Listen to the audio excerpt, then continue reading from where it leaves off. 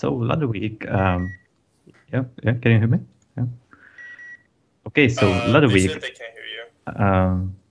We decided to raise some ladder activity, and the idea was just out of nowhere. I think it was Exotic Retard who just decided to play some random ladder games, and I saw him playing and got the idea that maybe I could play as well, since I'm not the most active ladder player. And if I should play, then I need some opponents, right? So I decided that all Empire members could play for, I don't know, like 1 week. And we have basically from this got the idea to challenge everyone to switch from team games for ladder for 1 week, since it's pretty simple. And I think it worked out quite well. Added some competition to that, some fancy avatar for the one who gets the most wins. And yeah, that's how it went. And we got like double the normal amount of ladder games, at least during a few of the days. So it's a great success. Okay, so first, so we had basically a competition where the player with most wins by the end of the week would win that tourney winner avatar. What's it called? Ladder Warrior, I think. Okay. Brand new avatar. And I think you can customize that too. So first, right now with 158 points, so you get 3 points for a win, 1 for a draw, and you don't lose any for a loss. So 158 points is Beast Mode Guns, who didn't. I think he didn't start on the first day. I think he started on like the third day or something, and just been playing so much, like maybe 100 games or something. And then there's Napspan on second place with 154 points, and third place Alegna Yopkirai with 116 points. Also Haskins with 116 points. But yeah, this is still a few hours remaining, so it might still swap around a little bit in the top 3 at least, or top 4, I guess. They're really close together. I guess other than the second to third place, I guess that's like 40 points, but it's really quite close for the top players, and it's been changing the whole week. So it's been really interesting to watch how this develops. And yeah, like a lot of people who don't normally play ladder have been playing a ton of ladder. Yeah, it was definitely better than just got more ladder games on Monday than on Sunday, which is expected the most games since everyone has time on Sunday. So I would say pretty decent activity. Right. Yes, I can grab them and get the specifics at some point. They're still saying they can't hear you, Architect. I don't know. The streaming for the ladder week, we had quite a few streams. I streamed a little bit. There was Violet streaming quite a bit, and even Speed did a few appearances. So we tried to coordinate it a little bit.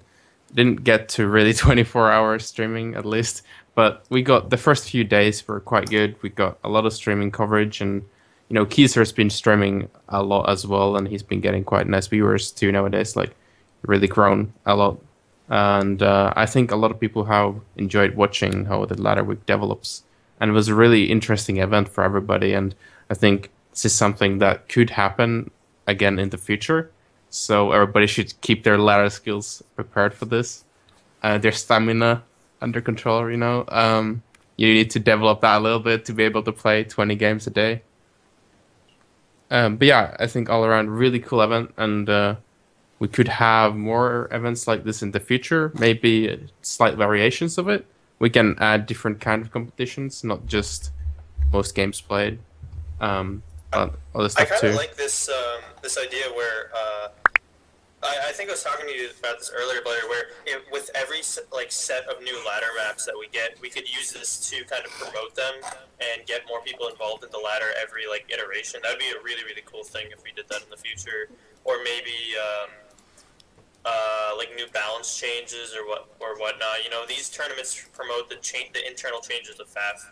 That would Yeah, be a indeed. really, really cool way to I do think that. that's really cool, and I think in the future we'll have like 5 days for the ladder week instead of 7, and then the weekend we'll have maybe a tournament for the ladder week, and that's gonna be really cool So, I'm looking forward to that, and I think it would be nice to coordinate that with the ladder pool changes. Everybody will really get to test out those new maps, and if we incorporate some new maps from, some mappers, once that functionality is, working for uploading new maps, then we can maybe, get a lot of feedback for the mappers really quickly.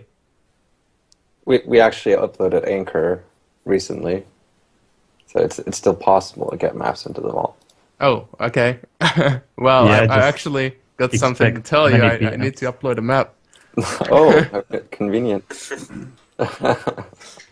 Seriously though, do send it to me. We'll get it in there. Just as long as the volume of requests isn't too high, I can deal with them. Yeah, no, there's actually quite a few lurkers, but I mean, at least from me, Lionheart, and Bias, there's gonna be a few. Bias, I think, made quite a few maps lately, like maybe like 5. So it's a little bit. Yeah, right. Yeah. Nice. Now I'm just trying to see. Oh, I'm getting a little bit of a bar, so I think my microphone might be working now. I think Skype might have stuffed that up. So we've got an avatar for the ladder week here. That's pretty cool. And we're going to see a few more avatars. Is that the plan, guys? A few more prizes that we can hand out to people for this kind of thing? It's going to be just this one. No other prizes for this week. Maybe in future, once we get some more things to it, since we have learned quite a few things what to improve for next time, then we can include more prizes. But for now, we're gonna stick to this one. Cool. Now, there's also the ladder challenges going on. We haven't really talked about that yet, but I think the current challenge is Jester. First Jester, isn't it? Yeah, it is. That's actually the ladder week. I wanted to boost this challenge, so more people on ladder, so more people can achieve this challenge and get the avatar for it. I have to say, I haven't seen too many people do it. I think there was a little bit of a discussion about it, but all around needs some more attention. So everybody go ahead and try to do the ladder challenge. I think you have to play like 4 or 5 games or something like that with like Jester as your first unit or something like that. Successful games, I think. Perhaps we could have had bonus points for the ladder week if you also did the Jester. Yeah, that's actually a cool idea. Like maybe next time we'll have you get like 5 points for a win with a Jester or something like that. If your opponent rage quits, extra 10 points. Yeah. If you quit because you don't like the map, you lose points. Yeah, that sounds actually good. I would be so screwed. No, I just quit a few games because, got the same map right after I just played it. But that's to more like the system to prevent things like this. Yeah. Do we want to talk about the tournaments now? Should we just move on to the tournaments a little bit? Because we've had the faction tournaments, and that's gone down pretty well. We just had the UEF one. Who came out on top with that, guys? I think Zlo, since I saw that fancy Fatboy avatar on him, so I guess Zlo won. Yeah, Zlo took King of UEF, and what was it? Blasted Chill, I think was his name, took the Prince of UEF. I remember he was in the finals versus Commander Adama, and yes, he indeed Blast Chilled took the finals, yes. So, finals played in Pelagial, and they were casted by, I think, Moa and Soviet, Man of Action and Soviet, on Man of Action's Twitch channel. That was pretty cool. I actually enjoy seeing Man of Action cast a little bit. I think he has great potential to become an amazing caster. If he can stop licking the microphone. Alright, so we also actually saw the Procyon tournament go down as well. Bloody, you were in that. Why don't you tell us how that went? Oh god. I don't actually. The thing is after I did lose in that tournament, I was kind of upset. Salty. Yeah, a little bit salty. So I didn't really watch how it ended. So I'll just have to look at it really quickly. That was the final. Oh, that was the final, isn't it? Yeah, you lost to Calverox, right? And Calverox won, yeah. So Calverox won it. And since there was one buy in that, so basically, it was a Swiss style tournament with how many players was there? There was 15 players. So there was not an even amount of players. One guy called Agram, he got one bye, so that means that he actually didn't play on one round. So he got the second place simply because he didn't play on one round, so he didn't get the loss there. So yeah, basically, so now it's Colrox, Agram, and then me. Colrox with 4 wins, Agram with 3, and me with 3 wins and 1 loss, right? It was kind of interesting, but it was a morning tournament, so we didn't have that many really high-level players participate. It was everybody over 1900. It was me and Colrox, and I think the next highest rating player have been like Commander Adama maybe with 1600. So yeah, I think maybe a little one-sided in there, but we got the players together, and I actually caught more than enough to play the tournament. It was really cool. And yeah, it was also the Battle for Procyon tournament was a factional one where we only played red maps, and so the maps were Theta 5, Crimson Feud, Red Rocks, Certis Major, and also you were only allowed to play UEF and Cybern. But I can talk quickly about why I was so upset. I played against Colrox and the Certis, and there was some ACU suiciding action there. So and there's like one King of Certis here sitting with us, right? yeah. No, I got that King of Certis avatar at some point ages ago, but yeah, Colrox took that one, and he's the champion of Procyon, I guess. I guess the lesson there is to not leave your ACU in the center. Yeah. One thing that's interesting development that we've seen in tournaments lately is that a lot of people are getting fed up with seeing Cybern all the time. So we're getting more limits for factions. So in the upcoming tournament, best of 11 against like Colrox and Jack Appliance, right? And they are only allowed to play different factions a certain number of times, I believe. So it's going to be interesting to see how that pans out. We're going to be seeing much more faction diversity there, even though both players are probably going to be picking Cybern still the most amount of times, but you're not allowed to pick only Cybern, so that's cool. That is cool. So that's another of the slightly different format tournaments that we're starting to see. So we had the best of 15, Zockens Low, we've got the best of 11 coming up. Are there any other formats that we might be seeing soon? I think I've seen a few ideas flying around. Is anything sort of graduated into the probably going to happen camp? Well, we talked last week about Speedy Gonzalez doing best of 15. Well, he hosted a best of 15 between Zockens Law, I believe. And actually, they still have the last match to be played, I believe. But yeah, we might be seeing more of those in the future. I think the Supreme Gladiator format that we were talking about just then, that's kind of the same format a little bit. So hopefully we're going to be seeing more of that, at least. And of course, there's always the weekly tournaments that are always going on, and WWPC. So that's cool. And obviously there will be also King of Seraphim, and is that the final king?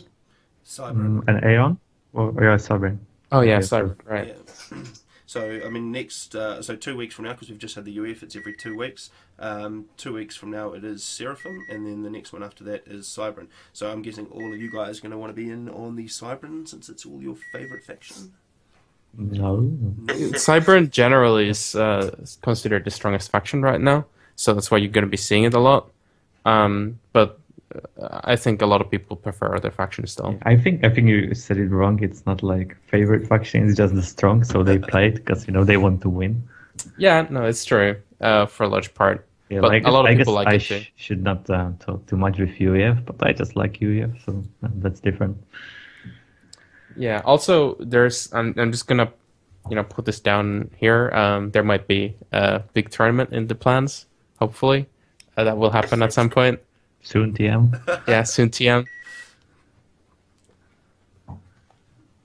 Cool. All right, and I think that's probably about all we've got on tournament fronts. I think the only probably thing to add to that would be WWPC. If anyone is listening that is in that, can they please try and play their games in the allocated week so that can actually move forward. Cool. Shall we talk about the beta? Who wants to talk about the beta? Nobody wants to talk about the beta.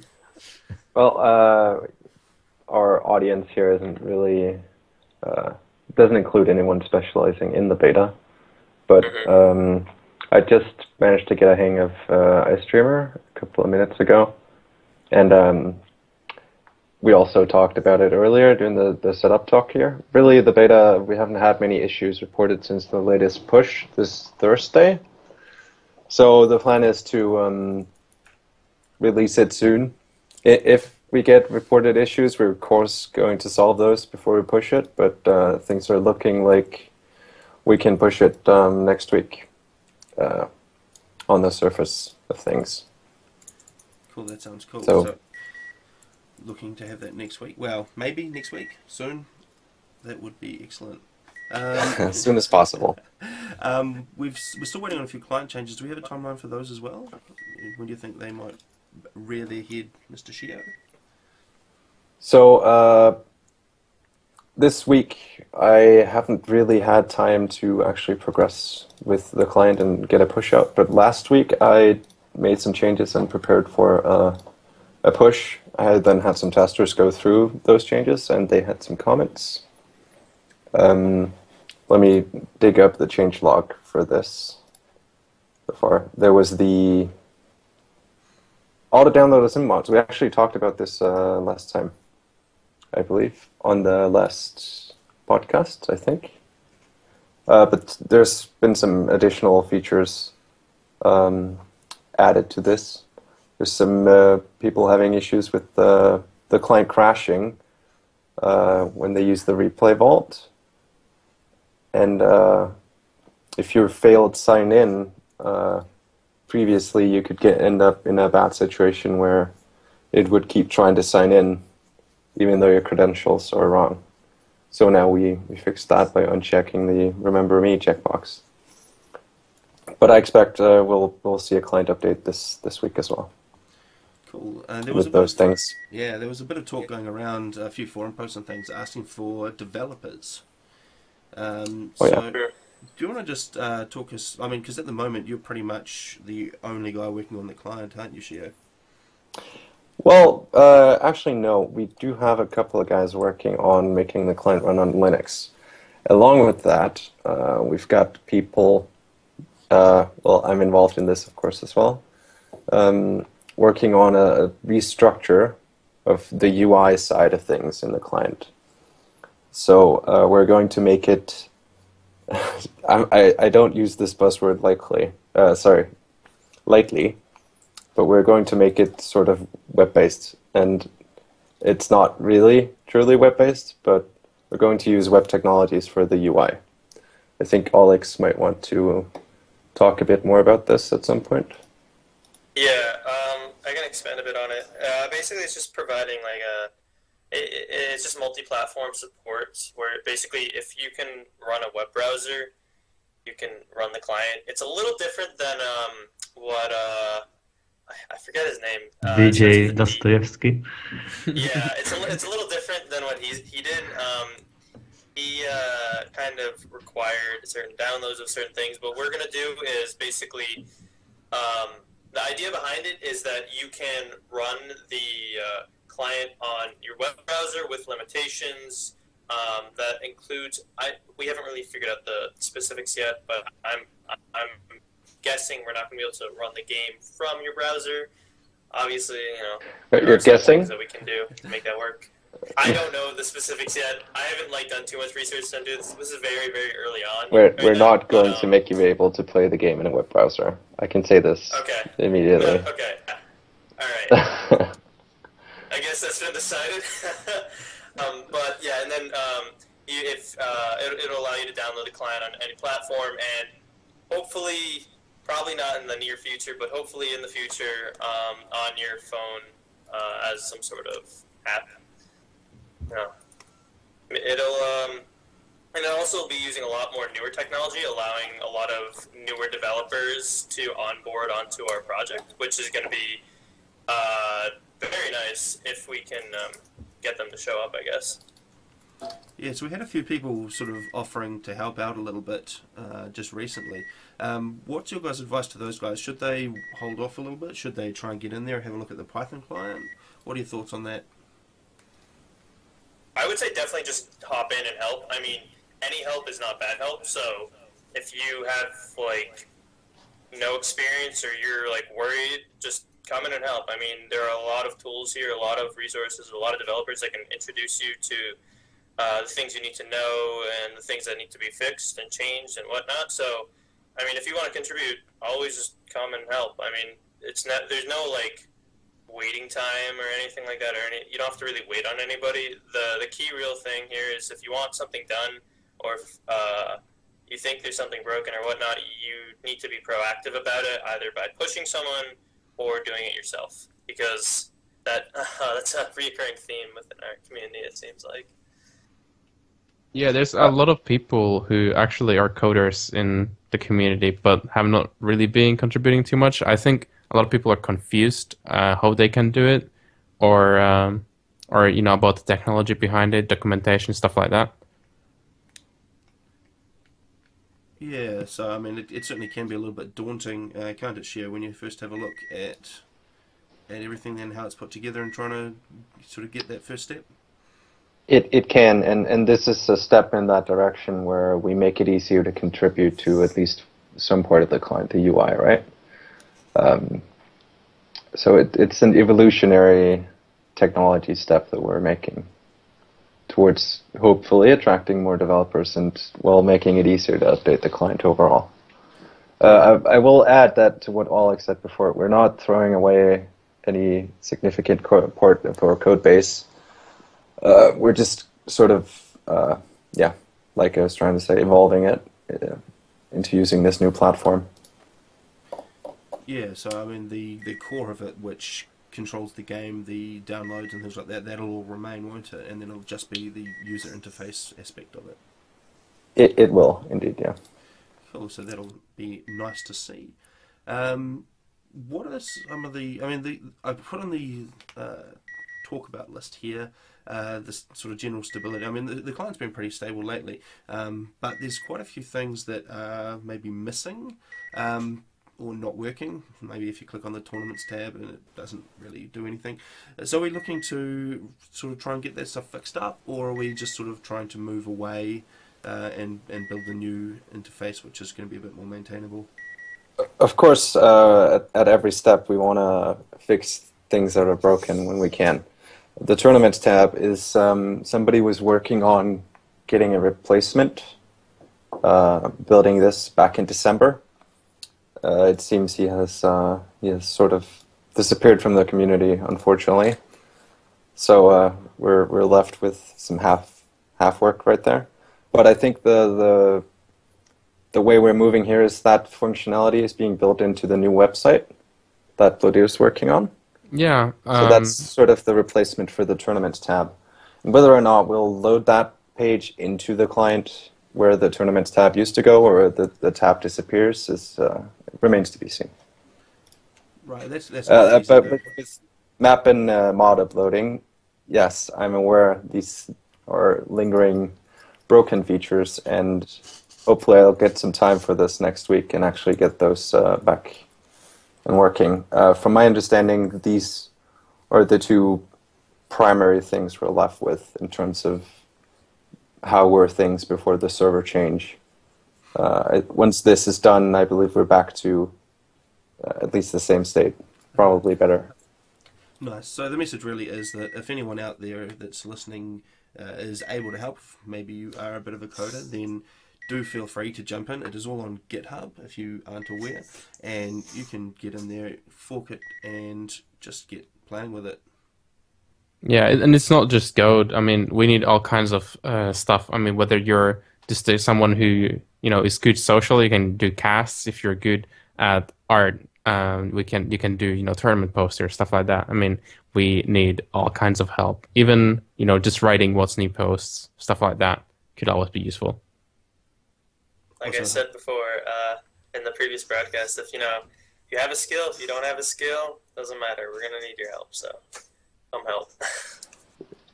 Yeah, you can also I believe every human has the skill to gain new skills at least. So if you're willing to learn, we're open to helping you out. Cool. Yeah, Alright. and the website was mentioned there. Certainly, I'm just gonna say here quickly that it should hopefully be hosted soon on a test server, Shio. And wait, Shio has frozen now, so I hope Has frozen. still here. But yeah, so we were talking about this today actually, that Shio should be putting it up on a test server, and we'll be getting some feedback from everybody. Probably doing a forum post, and User in your channel it's timed really out. quite soon that it's gonna be ready for deployment. That sounds nice. So we'll post, yeah, obviously it'll be forum posts and things with some links to that for feedback. Alright, we're actually at the end of our list. We've only been half an hour this time. Last time we went over an hour, but is there anything else anyone wants to add or talk about? Throw in there at the end?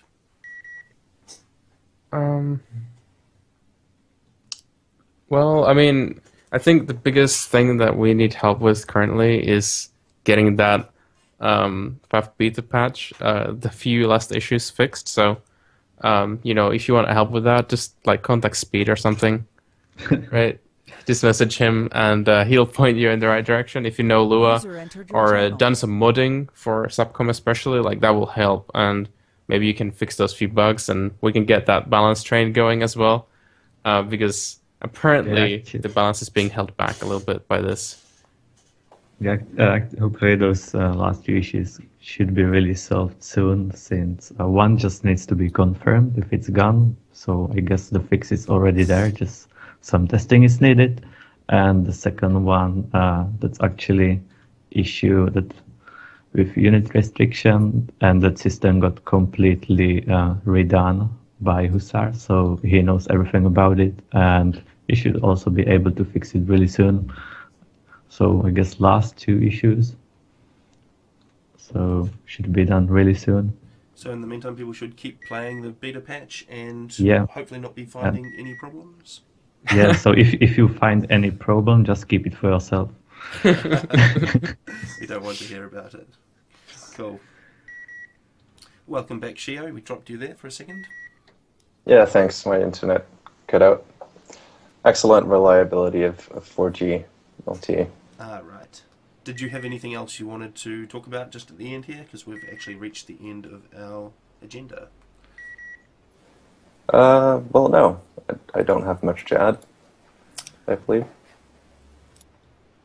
No? Olex, anything else? I am all set. I've gotten everything I need to talk about. Okay, well, since we're all out of stuff to talk about, we'll sign off there. Thanks, everybody, for turning up and sharing with us your views and knowledge.